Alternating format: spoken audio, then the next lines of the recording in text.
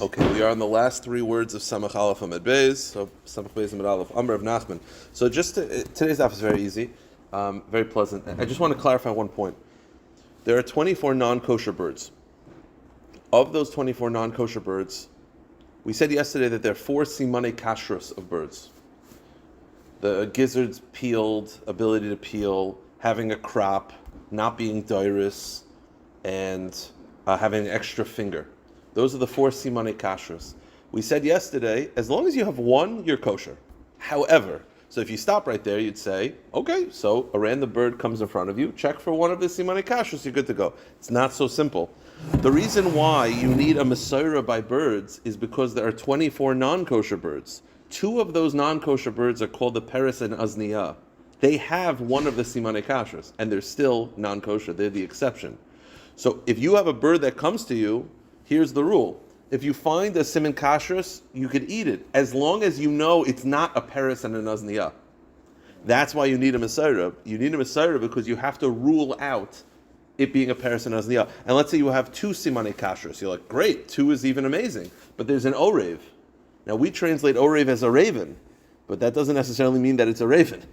An orev is the exception to the rule. It's a non-kosher bird that has 2 simane kashrus. That's why you need the mesorah, because when you're programmed to be like, oh, I'm looking for simane kashrus, but you have to know it's not the peres and azniah, and it's not the orev. You have to know it's not the exceptions that are delineated by the Torah. That's the Gemara says. Amr of Nachman. Rav Nachman says, if you're able to recognize a peres and azniah, and by the way, not just them, they're family birds, by the way. When the Torah asks, let's say, a nesher, it's nesher and the nesher family. Because it's not like... So you have to be able to identify a peres and azniah and all the peres and azniah, types, whatever it is. But let's say I know what a peres and azniah is. Then abof hof habab siman echad tahar. Then if you come across a bird with 1 siman, you're fine. Because it has a siman kashrus, and I know it's not the exception. It's not the peres and azniah. But if I don't know about the peres and azniah, I don't know what a peres and azniah look like, and I don't know what their names, then b'siman echatame. You can't eat a bird with 1 siman because it might be the peres and azniah. But b'shnei simanim tahar. But if it has 2 simanim, if a random bird comes in front of you, has 2 simane kashrus, it's fine. Except you have to make sure it's not the exception to the rule. What's the exception to the rule? The orev. V'hushiyakar orev. As long as you recognize the orev. So the only bird. If I have a bird, Mr. Lorge a bird comes in front of him and has 2 simane kashrus. He says, great, I can eat it, as long as I know it's not the orev. The orev is the only bird that has 2 simane kashrus that's not kosher. Says the Gemara, orev v'sulo. This is where the Gemara speaks out. What about birds that are in the same family? Meaning, right now, if I were to stop right here, the Gemara says the only non-kosher bird that has 2 simane kashrus is an orev. Is that true? Aren't there derivatives of orev? Says the Gemara Vatanya, orev, ze orev. Orev is the orev that the Torah identifies. Limino, by the orev it says limino. You know what limino includes? Rav Eliezer Amr Lahavi is a zarzir. It includes the zarzir, which is in the orev family. Amr Rav Eliezer. So according to Rav Eliezer, the zarzir is non-kosher. So he said to Rav Eliezer, "Hello, anshe kvar tamarta shibihuda yichonesa." What do you mean? What do you mean? You tell me a zarzir is not kosher? In the city of Timurta, the Jews in the Yehuda area of Eretz Yisrael, in the city of Timurta, they eat the zarzir. So how could you say it's non-kosher? So you know Rav Eliezer responds. And by the way, Rashi says, why? Because it has a zefek. And they have a mesorah that a zefek is not an orev. So they eat the zarzir. So how could you tell me a zarzir is included in the orev family? I thought a zarzir, and it's a problem, the Bnei Timurta eat a zarzir. So you know what Rav Eliezer says? Again, you have to remember, Rav Eliezer is Bishama. It's very sharp. So you know Rav Eliezer responds, Amar lahem af hei nasidin leitin asadin. Says Gehenim enough, big enough for them to. There's like a Maisa with Rav Yaakov. They say from Rav Yaakov that Rav Yaakov was once walking through Torah V'das, and he heard a kid call a guy 4 eyes or fatty, some sort of not nice nickname. So Rav Yaakov said, that's not nice. Why would you call him that? So he says the whole yeshiva calls him that. So Rav Yaakov said, there's room at Gehenna for the whole yeshiva. That's what he said. You don't just. So he says. So the Bnei Tamarta. That's what the story goes. So Bnei Tamarta. So how could you say that it's not kosher? They eat there. So he says they'll go to Gehenna too. They'll be punished also for this. So it was a raya because they eat it. Davar acher. Or a different version of the story is that it wasn't the zarzir that they were arguing about. Is limino lahavi senunis lavana. It was the senunis lavana, a certain type of bird. Divrei Rav Eliezer, that it's non-kosher. Now, why? Again, Amar Eloi, they said, Hale Anshe Galil Ha'elyon Ochlono. So how could you say it's non-kosher, but the people of the Galil eat it? Why? Because the gizzards peel, and it's a sign of kasher. So they eat the Sinunis Levana, the white Sinunis bird. Amar Lahem, they'll also be punished. What do you see from here? You see that Orev is not just an Orev, it's also a Zarzir, or it's also a Sinunis Levana. So why did you say the only bird that's a problem is an Orev, when it's clearly additional birds as well? So the Gemara responds, Orev v'chol min Orev. You're right, when we said Orev, we mean Orev and the Orev family. So when if you have a bird that comes in front of you that has two Simanei Kashrus, you could eat it as long as you recognize it's not the Orev and in the Orev family, which is either the Zarzir, Sinunis Levana. Okay. Amar Meimar Hilchasa, how do we paskin? If a bird comes in front of you with one siman, it's tahar. Now, by the way, he does not say you have to recognize a Paris and Azniyah. As we'll see in a moment, a Paris and Azniyah were not common in the city. So he said, if you have a bird that has one siman, you're fine. Don't worry about the Paris and Azniyah. But, v'hu delay daris, as long as it's not dairis. If it's dairis, it's a problem. The Mefarshim deal with this, that according to Ameimar, it seems that having one siman is not enough. You need to have one siman and it has to not be dairis. Dairis seems to be like, if it's a dairis, it's a mamish treif bird, a non-kosher bird, which the Mefarshim talk about. But the point is, Ameimar said that as long as it has one siman kashrus and it's not dairis, it's fine. He does not mention that you have to be able to identify the Paris and Azniyah. Amr Rav Ashi Ameimar, Hadar Rav Nachman, what about the Paris and Azniyah? Why don't you mention that you have to be able to identify it's not a Paris and Azniyah? Amr le lishmiya le kamel severe le. I don't hold that way. I don't hold you have to be chayshish for a Paris and Azniyah. Why? Me'ikam mishum Paris and Azniyah. Blessed no be yishuv. The Paris and Azniyah are not common in the city. And therefore, if you see a bird with one siman kashrus, you don't have to be chayshish to the Paris and Azniyah, which is an uncommon bird. Amr Rav Yehuda, oif hamisaret. And by the way, you'll walk away from today's daf, and we'll be very clear of why you need a Masorah, because even like Oiriv, I know Rabbi Kaplan, he does a very good job at giving a Masorah of what the birds are from the Torah. But Oiriv we translate as raven. It doesn't necessarily mean a raven. It includes a white Sinunis bird, and white Sinunis is not. It doesn't look like a raven. So the answer is you have to have a Masorah of what they are. So Amr Rav Yehuda, oif hamisaret, that was what it was called. It was called the scratching bird. Whatever this type of bird was, kosher l'taris mitzayra, it could be used for the mitzayra. In other words, when the pasuk describes a tzipor as a kosher bird for the mitzayra process, the oif hamisaret is also a tzipor. V'zuhi sinunis levana shenechel kol b'Rav Eliezer chacham. And this oif hamisaret is the same sinunis levana that we just had a machlokes. Is it kosher or not? Says the Gemara, Amra Meimar. Now, apparently there were two different types of snunis levanas. One had a white belly, and one had a yellow belly. By the way, the Gemara is going to point out, calling the snunis levana when it has a yellow belly, it's a little bit funny, because levana is white. But the answer is it's yellow because it wasn't. The alternatives were black. So the snunis levana. So says, we know it's machlekes tanoim whether the snunis levana is a kosher bird. So it says the Gemara, if it has a white belly, everyone agrees that's a kosher bird. Ki pligi, the machlokes of the Eliezer Rabbanan is b'diurka karsa, is where the yellow belly. A yellow-bellied snunis is the machlekes. And what's the machlekes about? Rav Eliezer aser, Rabbanan shari, v'hilchasa Rav Eliezer. We pass on that it's not kosher. That was one version. That they agree with white belly is kosher, the machlekes is yellow belly. Mar mezucha masti hachi is a different version. B'diurka kreisa, kuliam pligi dasa. He says, no. If it's yellow-bellied, everyone agrees it's a problem. Ki pligi b'dichavar kreisa. But the machlekes is white-bellied. Rav Eliezer aser, Rabbanan shari, v'hilchasa Rabbanan shari. And according to this version, we pass on that is kosher. Now the Gemara says, just a quick point, you're saying the snunis levana is a machlokas, and it could be the machlokas is if it's white-bellied or if it's yellow-bellied. Different versions. Why would you call snunis levana a yellow-bellied? Levana is white. Says the Gemara, Bishul mandamar chivuris savarka pligi, hainu dekatani snunis levana. Mandamar diruka pligi, my snunis levana. If it's yellow-bellied bird, why would you call that bird a snunis levana? The answer is lafuki, the bati dochme. It was called levana because it wasn't black. It wasn't actually white. It was yellow, but it wasn't black. Okay. Amar Rachba, Amar Rav Yehuda. Tasil, the tasil bird. Pasul mishum tyrin, the kosher mishum b'nei Yona. The tasil bird was a type of dove, kosher bird. But if you remember, we had when it comes to karbanos, b'nei Yona have to be young, and Torin have to be old. So the Tasil is a Bnei Yonah, so it has to be young, meaning it's in the category of Bnei Yonah, so as a carbon, it could be brought, but it has to be young.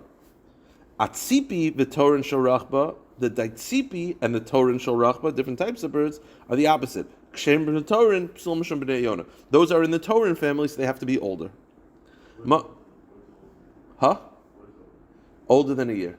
So under a year, older than a year. The point is, whatever age the torin has to be, they have to be torin. Masiv Rav Daniel Bar Katina. Rav Daniel Bar Katina asks a question. You're telling me that the tasil is a kosher bird, and it's in the category of, a pigeon, of a bnei torin, of a torin. Wait a minute. Kol ha'oifis. Go to the next page. Poislin mechatas. We said like this. The chatas, the paraduma waters. We've had this before. They're not allowed to have been done any avodah with it. If any animal drinks from it, it automatically invalidates it. Why? Because the nature of animals is when they drink, they spit some of the water back in. So the water has already been sort of in the mouth of an animal. Except pigeons. Pigeons don't drink that way. They suck up like a straw. Okay. Now here's the question. If these birds, the tasil, is a type of Bnei Yonah, so why doesn't it mention that as also? It should say, the only birds that don't invalidate the paraduma is the Bnei Yonah and the tassel. Why is the tassel not mentioned? The im isa lisni chutz mi Yonah v'tassel. So the Gemara answers very simply. A tassel is a kosher bird and it's taka Yonah, but the way it drinks, it spits out. So the answer is Amr Zera zem motzes sumeki zem motzes v'nameki. The tassel taka is a Bnei Yonah, but when it comes to mechatas, it invalidates the water. Why? Because while normal pigeons just suck up, they suck up and spits out. Okay. Rav Yehuda, Hani Kufshani Tzutzaina, the Tzutzaina Kufshani, whatever that type of bird was, is kosher legab mizbeach. It's kosher for the mizbeach. The Henein Torin Shel Rachba, and that's the Torin Shel Rachba that we just mentioned. Meisve Vakasha. See, here's the question. The question is like this. You're telling me that when the Torah says you could bring a carbon Torin, right, it includes the Kufshani Tzutzina. The question is very simple. When it comes to the Azov, I'll just say it outside. When it comes to the Azov, the hyssop, I guess they call it hyssop, you're not allowed to have any type from that family that has nicknames. It has to be a straight Azov, not like a queen's Azov, or, like a widow's Azov, whatever it is. It has to be Azov from the Torah. Because the Torah, if the Torah identifies a certain species, it has to be as the Torah identifies. So if that's the case, then how could we include in Torin the Tzutzina Kufshani Tzutzina?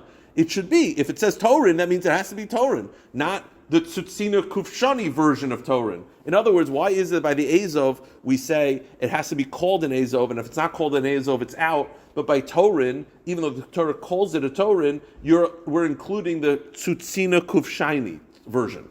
Why? I get it's the same species, but if it's called something different, that's the Torah's way of outlawing it. Says the Gemara Meisvei, Azov, the Torah says you have to use Azov, v'lo Azov Yavan, not Greek Azov, v'lo Azov Kuchli, and not blue Azov, v'lo Azov Romi, and not Romi Azov, v'lo Midri, and not desert Azov, v'lo Azov sheyesh l'shem levoi, and no Azov that has a nickname. So why is it that we're comfortable including in the Torin, the Tasil, and the Tzutzina Dushaini, and all these things? So your answer is very simple. What was it called before Matan Torah? If before Matan Torah it had a different name, and the Torah specifically says name A, that's to the exclusion of B, C, and D. So before Matan Torah, there was a desert Azov, and there was a blue Azov, and a black Azov. So if there were other names, and if the Torah specifically said Azov, it was to the exclusion. All these birds before Matan Torah were just called Torin. That's all they were called. After Matan Torah, they were given nicknames. Given nicknames is not going to invalidate it. That's the answer. So was the nicknames existing before? If it was, then the Torah sort of saw the nicknames and excluded them. But if before Matan Torah it was just called a Torin, and then subsequently people gave it nicknames, then okay, that's not going to invalidate it.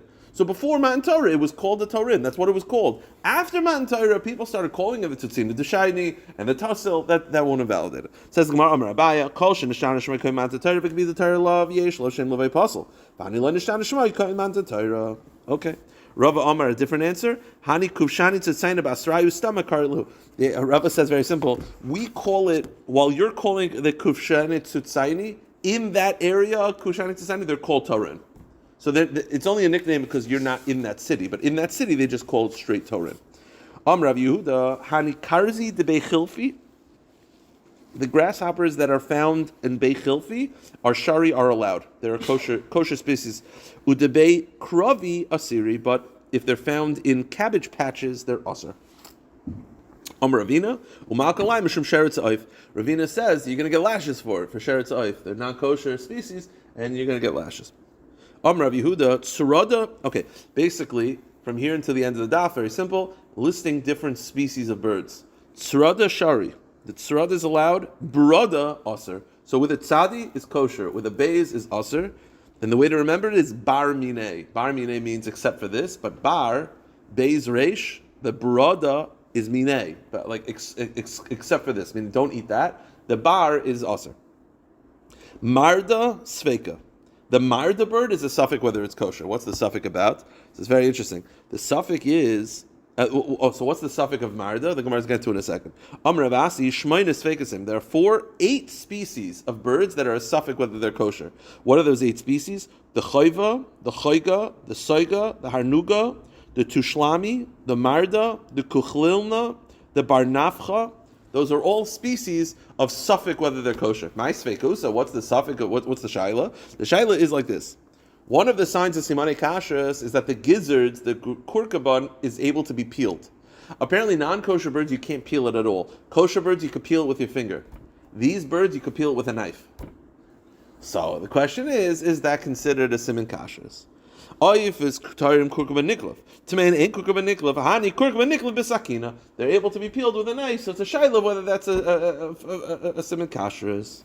So says the Gemara Kasha, wasn't there a young duck by Bar Shmuel? Do they have a kamakavei kurpana that they couldn't peel the kurkum, and they put it in the sun, the kivan derafi iklif, and it softened and they peeled it. And the Gemara assumes that they peeled it with a knife. So you see they peeled it with a knife and it's kosher. So the Gemara says no. Hasam ki rafi iklif biyade. The answer says no. Over there, if you put it in the sun, it's softened up. You could peel it with your finger. These 8 birds, even in the sun, you need a knife. So it's a shayla of whether it's considered a siman kashrus.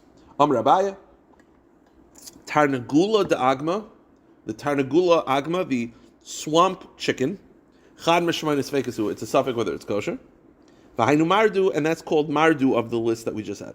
Papa, Tarnagula de Agma Asira. He says, no, I disagree. I believe the Tarnagula de Agma is Asir, but Tarnagulta de Agma, Shari. Now, normally, Tarnagul and Tarnagulta is male and female, but these are different species. The Tarnagul Agma is treif.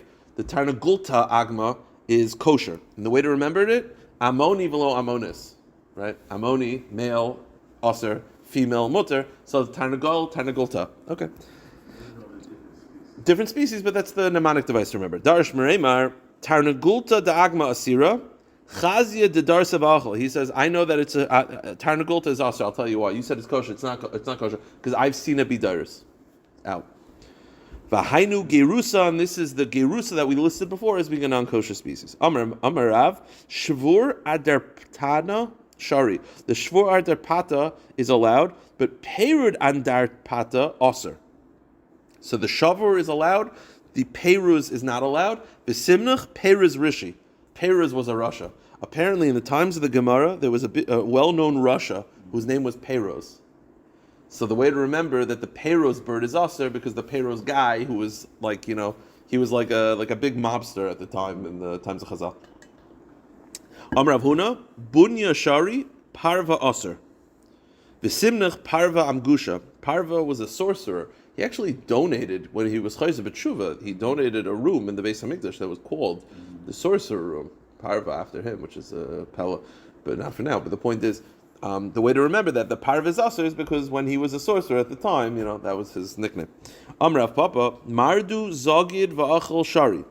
Mardu Zagid Va'achel was a type of Mardu bird that they would call the Zagid Va'achel. It would stand and eat. That was the name of the species. That's allowed, but Sagid Va'achel Aser. But the one that bends down and eats, again, that's the name of the species, is Aser. The Simnach, so the one that bends down is Aser. Lo yisishtachavu le'el acher. Don't bow to a foreign god. Shasya chamra asira, the wine drinking species. That was the name of it. That's aser. V'simnach shesu yain pasul la'avoda. Because you drink wine, you get drunk, you pasul la'avoda. Amr Shmuel, mazga chamra asira. The wine drinker is forbidden, but baz mazga chamra, the daughter of the wine, again, different species, that's allowed. V'simnach yafa koyecha ben mekoyecha av. That the ben is sometimes more chashiv than the father. Just to finish up, Amr Rav Yehuda, shakitna. When it comes to the shakitna birds, there are three types. Arichi, shaki, v'sumki, sharia. The type that has long legs and is red is allowed. V'simnuch murzama. And the way to remember that is murzama, which is apparently another type of bird which is kosher that has long legs and is red. It sounds a little bit like a pelican. Not a pelican. What is it called? No, not a sword. Flamingo. It's not flamingo because I don't think those are kosher. Anyway, maybe they are. I don't know. Gutzi v'sunki aser, but the shekitna bird that's short legs is aser. V'simnach nonus pasul, like a kayin who's a nonus is a dwarf is pasul.